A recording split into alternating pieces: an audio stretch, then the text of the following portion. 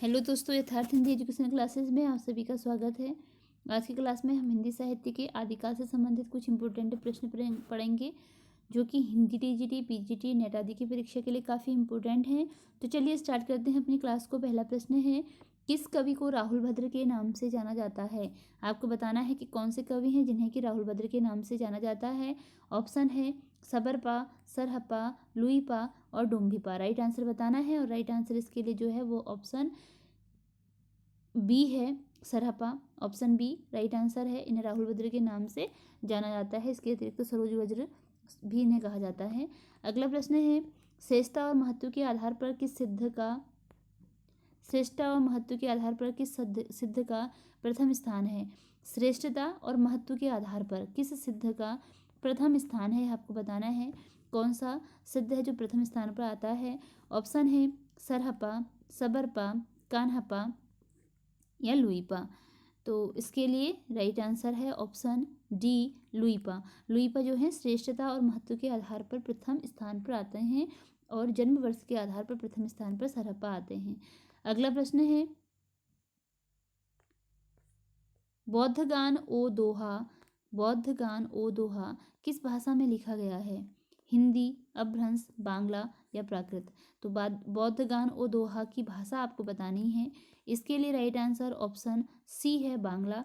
इसकी जो भाषा है वह बांग्ला भाषा है या बांग्ला भाषा में लिखा गया ग्रंथ है। अगला प्रश्न है, बौद्धगान ओ दोहा के रचनाकार कौन है? इसके रचनाकार कौन है बौद्धगान ओ दोहा के? हरप्रसाद शास्त्री, हजारी प्रसाद द्विवेदी, प्रबोध चंद्र बागाची या रहमान। इसके लिए राइट आंसर है ऑप्शन ए, हरप्रसाद शास्त्री। तो बौद्धगान ओ दोहा के जो रचनाकार हैं वह हरप्रसाद शास्त्री है और इस ग्रंथ से हमें सिद्धों के बारे में जानकारी मिलती है। अगला प्रश्न है, दोहा कोश किसकी रचना है? दोहा कोश के लेखक का नाम बताना है। ऑप्शन है नागार्जुन, सरहपा, भट्टकेदार या मधुकर कवि। तो दोहा कोश के लिए राइट आंसर बताना है। राइट आंसर है इसका option B, Sarahapa. Option B, Sarahapa इसका राइट आंसर है। अगला प्रश्न है, किसे सरोज वज्र नाम से जाना जाता है? सरोज वज्र नाम से किसे जाना जाता है? सरहपा को, स्वयंभू को, लुईपा को या मुनि राम सिंह को।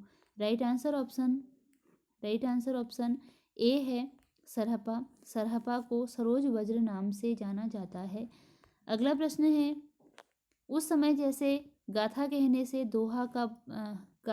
से प्राकृत का बोध होता था, वैसे ही दोहा या दूहा कहने से, दोहा या यहाँ पर दूहा है, ठीक है, दोहा या दूहा कहने से अपभ्रंश का या दोहा या दूहा कहने से अपभ्रंश के प्रचलित रूप का, प्रचलित भाषा काव्य का।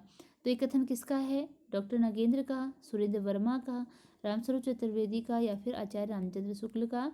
राइट आंसर है ऑप्शन डी, आचार्य रामचंद्र शुक्ल जी का यह कथन है। अगला प्रश्न है, बालचंद्र विज्जावई भाषा दुहु नहीं लगई दुज्जन हासा। बालचंद्र विज्जावई भाषा दुहु नहीं लगई दुज्जन हासा कथन किसका है? इस कथन के बारे में पूछा है, किसका है? अमीर खुसरो, विद्यापति, स्वयंभू या सरहपा। तो इसके लिए राइट आंसर बताना है और इसका जो राइट आंसर है वो ऑप्शन बी है। ऑप्शन बी, विद्यापति का यह कथन है। अगला प्रश्न है, अक्षर द्विकोपदेश किसकी रचना है? आपको बताना है जो अक्षर द्विकोपदेश है रचना किसकी है? डोम्भिपा की, सरहपा की, स्वयंभू की या फिर रहमान की। तो अक्षर द्विकोपदेश के रचनाकार का नाम बताना है और इसके लिए जो राइट आंसर है वो ऑप्शन ए है, डोम्भिपा। अक्षर द्विकोपदेश यह रचना डोम्भिपा की रचना है। अगला प्रश्न है, निम्नलिखित में कौन कवि शैव था लेकिन आश्रयदाताओं के अनुरोध से जैन बन गया? यह है आश्रय, ठीक है, लेकिन आश्रयदाताओं के अनुरोध से जैन बन गया। पुष्पदंत, स्वयंभू, रहमान या राम सिंह। राइट आंसर बताना है। राइट आंसर है ऑप्शन ए, पुष्पदंत। पुष्पदंत जो था वो पहले शैव था पर उनके जो आश्रयदाता थे उनके अनुरोध से वह जैन बन गया। अगला प्रश्न है हरिवंश पुराण किस रचना का अन्य नाम है? हरिवंश पुराण किस रचना का अन्य नाम है? पौमचर्यु, रिठनेमिचर्यु, संदेश रासक या उपयुक्त में से कोई नहीं। और इसके लिए राइट आंसर है ऑप्शन बी, रिठनेमिचर्यु। जो हरिवंश पुराण रचना है वह रिठनेमिचर्यु की का ही अन्य नाम है। अगला प्रश्न है बौद्ध धर्म के चिंतन पक्ष की कौन शाखा थी? जो बौद्ध धर्म का चिंतन पक्ष था उसकी शाखा कौन सी थी? महायान, हीनयान, उपयुक्त दोनों या इनमें से कोई नहीं। इसके लिए राइट आंसर ऑप्शन बी है Hinayana. Option B right answer है हीनयान। हीनयान थी वह बौद्ध धर्म के चिंतन पक्ष की शाखा थी। अगला प्रश्न है निम्न में कौन सा कांड पौमचर्यु से में नहीं है?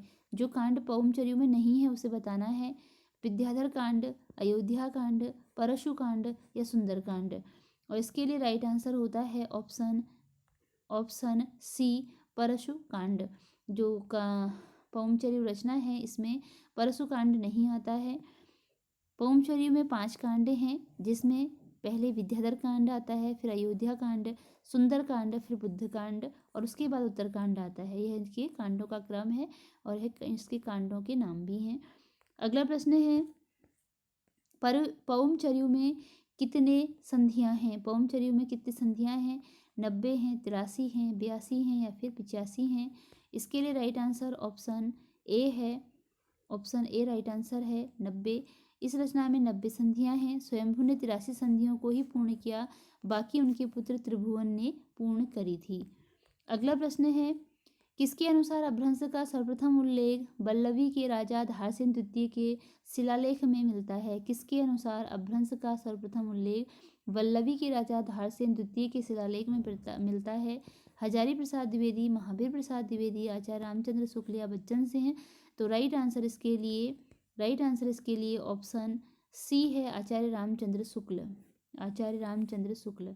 अगला प्रश्न है पौमचर्यु को किसने पूरा किया? पौमचर्यु को पूरा करने वाले कौन थे? शंकर, हेमचंद्र, बागेश्वर या त्रिभुवन। तो इसके लिए राइट आंसर है ऑप्शन डी, त्रिभुवन। पौमचर्यु को पूर्ण करने वाले उनके पुत्र त्रिभुवन थे, स्वयंभू के पुत्र त्रिभुवन थे। अभिमान मेरु किसे कहा जाता है? स्वयंभू को, पुष्पदंत को, रहमान को या फिर जोइंदु को।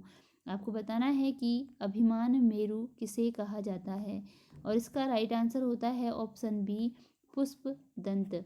ऑप्शन बी, पुष्पदंत को अभिमान मेरु कहा जाता है।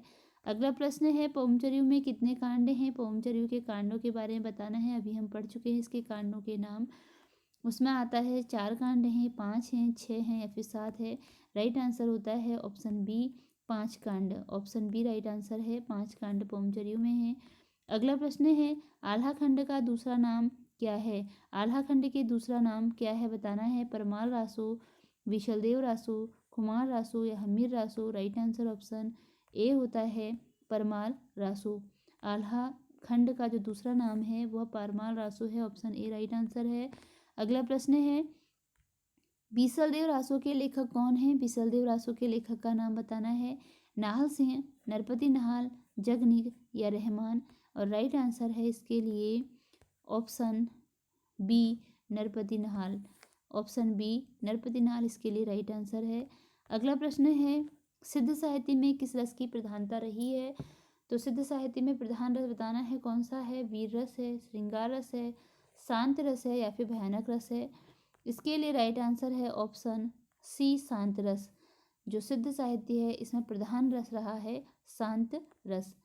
अगला प्रश्न है जसर चरित के रचयिता कौन है? जसर चरित के लेखक का नाम बताना है। पुष्पदंत, स्वयंभू, सरहपा या रहमान। और राइट आंसर है ऑप्शन ए, पुष्पदंत। राइट आंसर है ऑप्शन ए, पुष्पदंत जो है वो जसर चरित के रचयिता हैं। अगला प्रश्न है महापुराण में कितने महापुरुषों का जीवन चरित्र वर्णित है? महापुराण में कितने महापुरुषों का जीवन चरित्र वर्णन है? 60, 61, 62 या 63। राइट आंसर ऑप्शन डी है, 63। इसमें 63 महापुरुषों का जीवन चरित्र वर्णन है जो कि पुष्पदंत की रचना है और 63 महापुरुषों का इसमें वर्णन मिलता है। अगला प्रश्न है सांकेतिक अर्थ रखने के कारण किनकी वाणियों को की भाषा को संध्या भाषा कहा जाता है। संध्या नहीं होता है, यह संधा होता है। ठीक है, कहीं पर आपको संध्या भी देखने को मिलेगा, परंतु इसे संधा कहा जाता है, संधा भाषा। ऑप्शन है नाथ, जैन, सूफी या सिद्ध। इसके लिए राइट आंसर है ऑप्शन डी, सिद्ध। सिद्धों की भाषा को संधा भाषा कहा जाता है। अगला प्रश्न है, संदेश रासक किस प्रकार का काव्य है?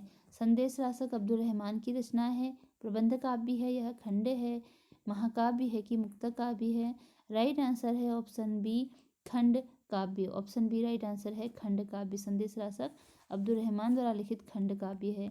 अगला प्रश्न है, निम्नलिखित में से किस रचना में कड़वक शैली का प्रयोग नहीं हुआ है? रचना का नाम बताना है जिसमें कड़वक शैली का प्रयोग नहीं हुआ है। पौमचर्यु है, महापुराण है, जम्बूस्वामी रास है या फिर पाहुड़ दोहा है? इसके लिए राइट आंसर होता है ऑप्शन डी, पाहुड़ दोहा। जो पाहुड़ दोहा रचना है इसमें कड़वक शैली का प्रयोग नहीं हुआ है। इसके अतिरिक्त रचनाओं में कड़वक शैली का प्रयोग हुआ है। निम्न में कौन सा कवि आदिकाल से संबंध नहीं रखता? जो कवि आदिकाल का नहीं है उसका नाम बताना है। अमीर खुसरो, हेमचंद्र, विद्यापति या गदाधर भट्ट? इसके लिए राइट आंसर ऑप्शन डी है, गदाधर भट्ट। यह कौन है? आदिकाल से संबंधित कवि नहीं है। अगला प्रश्न है, कालक्रम की दृष्टि के अनुसार रचनाकारों का सही क्रम बताइए। तो इसके लिए सीधे हम आंसर देख लेते हैं। पहले आते हैं सरहप्पा, फिर पुष्पदंत, फिर अध्ययमान और फिर हेमचंद्र। अगला प्रश्न है, निम्नलिखित में से कौन सी रचना अभ्रंश की नहीं है? जो रचना अभ्रंश की नहीं है, नहीं में आंसर देना है। पौमचर्यु, पाहुड़ दोहा, भविष्यत कहा या चित्रावली? राइट आंसर इसके लिए ऑप्शन डी है, चित्रावली। यह अभ्रंश की रचना नहीं है। पौमचर्यु अभ्रंश की रचना है, पाहुड़ दोहा अभ्रंश की रचना है और भविष्यत कहा यह भी अभ्रंश की रचना है। अगला प्रश्न है, अमीर खुसरो का मूल नाम क्या था? अब्दुल रहमान, अबुल कलाम, अबुल हसन या मलिक मोहम्मद? इसके लिए राइट आंसर है अबुल हसन। ऑप्शन सी इसका राइट आंसर है, अबुल हसन। अबुल हसन जो थे वह अमीर खुसरो का मूल नाम था। निम्नलिखित में से किसका संबंध सिद्ध साहित्य से नहीं है? इनमें जो आपको कवि दिए गए हैं कोई एक ऐसा है जिसका संबंध सिद्ध साहित्य से नहीं है। नहीं में आपको आंसर देना है। ऑप्शन है सरहपा, सबरपा, लुईपा या गोपीचंद्र? और इसके लिए जो राइट आंसर है वो ऑप्शन डी है, गोपीचंद्र। इनका संबंध सिद्ध साहित्य से नहीं था। अगला प्रश्न है, दब्ब सहाव पयास, दब्ब सहाव पयास नामक अभ्रंश लिखित ग्रंथ की रचना किसने की? ऑप्शन शालिभद्र सूरी ने, धर्मसूरी ने, देवसेन ने, आसगू ने? राइट आंसर है ऑप्शन सी, देवसेन। देवसेन ने दब्ब सहाव पयास नामक ग्रंथ की रचना की। आदिकाल में खड़ी बोली को काव्य की भाषा बनाने वाला प्रथम कवि कौन है? आदिकाल में खड़ी बोली को हिंदी की काव्य भाषा बनाने वाला प्रथम कवि कौन है? ऑप्शन अमीर खुसरो, विद्यापति, ज्योतिषवर ठाकुर या इनमें से कोई नहीं? राइट आंसर ऑप्शन ए है। राइट आंसर ऑप्शन ए है, अमीर खुसरो। अमीर खुसरो जो थे वह उन्होंने ही खड़ी बोली को काव्य की भाषा बनाया था आदिकाल में। अगला प्रश्न है, चंद्रधर शर्मा गुलेरी ने साहित्यिक अभ्रंश को किस नाम से पुकारा है? अवहट, पुरानी हिंदी, देसी भाषा या अभ्रष्ट? तो राइट आंसर इसके लिए ऑप्शन बी होता है, पुरानी हिंदी। चंद्रधर शर्मा गुलेरी ने साहित्यिक अपभ्रंश को क्या कहा है? पुरानी हिंदी कहा है। अगला प्रश्न है, आदिकाल के कवियों की प्रधान भाषा थी। आदिकाल के कवियों की जो प्रधान भाषा रही यानी कि मुख्य भाषा रही वह कौन थी? प्राकृत, पाली, डिंगल पिंगल या खड़ी बोली? राइट आंसर है ऑप्शन सी, डिंगल पिंगल। अभ्रंश के कवियों की प्रधान भाषा रही, आदिकाल के कवियों की प्रधान भाषा रही। अगला प्रश्न है, आदिकाल के साहित्य में कौन सा पक्ष उपेक्षित रहा? सामाजिक चेतना, धार्मिक चेतना, आश्रयदाताओं की प्रशंसा या राष्ट्रीय चेतना? राइट आंसर ऑप्शन डी है, राष्ट्रीय चेतना का अभाव रहा। अगला प्रश्न है, अलवार संतों की संख्या कितनी मानी गई है? अलवार संतों की संख्या बतानी है, 10, 8, 9 या फिर 12? तो अलवार संतों की संख्या कितनी मानी गई? राइट आंसर ऑप्शन डी है, 12। अलवार तमिल कवि और संत हुए, इनके पदों का संग्रह दिव्य प्रबंध, इनके जो पदों का संग्रह था वह दिव्य प्रबंधन में था और इनकी जो संख्या थी वह कितनी मानी गई थी? 12। अगला प्रश्न है कि पृथ्वीराज रासो की भाषा क्या है। पृथ्वीराज रासो एक महाकाव्य विधा की रचना है, चंद्रप्रदाय की प्रसिद्ध रचना है। इसकी भाषा बतानी है डिंगल, पिंगल, अभ्रंश या ब्रजभाषा। राइट आंसर होता है option A Dingal. Option A Dingal. अभ्रंश और राजस्थानी के मिश्रित रूप को डिंगल कहते हैं। जब अभ्रंश भाषा और राजस्थानी भाषा मिलती है तो इनके मेल को डिंगल कहा जाता है, और जब अभ्रंश और ब्रजभाषा का मिश्रित रूप आता है तो उसे क्या कहते हैं, पिंगल कहते हैं। अभ्रंश और ब्रजभाषा, ठीक है। अभ्रंश और ब्रजभाषा के मेल को, अपभ्रंश प्लस ब्रजभाषा को पिंगल कहा जाता है, और अभ्रंश और राजस्थानी के मेल को डिंगल कहा जाता है। अगला प्रश्न है, दोहा कोश का संपादन किसने किया। जो रचना दोहा कोश है इसके संपादक का नाम बताना है। हरप्रसाद शास्त्री, राहुल शंकर दयान, किशोरी लाल या प्रबोध चंद्र बागा जी। और इसके लिए राइट आंसर होता है ऑप्शन डी प्रबोध चंद्र बागा जी। दोहा कोश का संपादन कार्य किसने किया, प्रबोध चंद्र बागा जी ने किया। अगला प्रश्न है, माधव हम परिणाम निराशा पंक्ति के लेखक कौन है। जो पंक्ति है माधव हम परिणाम निराशा, इसके लेखक का नाम बताना है। ऑप्शन है विद्यापति, अमीर खुसरो, दलपति विजय और किशोरी लाल। राइट आंसर बताना है और इसके लिए राइट आंसर होता है option A Vidyapati. Option A Vidyapati. Madhav हम परिणाम निराशा यह रचना विद्यापति की पंक्ति से है।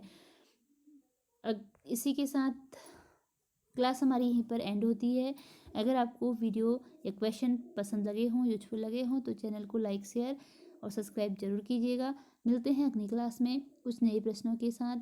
तब तक अपनी तैयारी को जारी रखिए, सफलता अवश्य आपको एक दिन मिलेगी। धन्यवाद।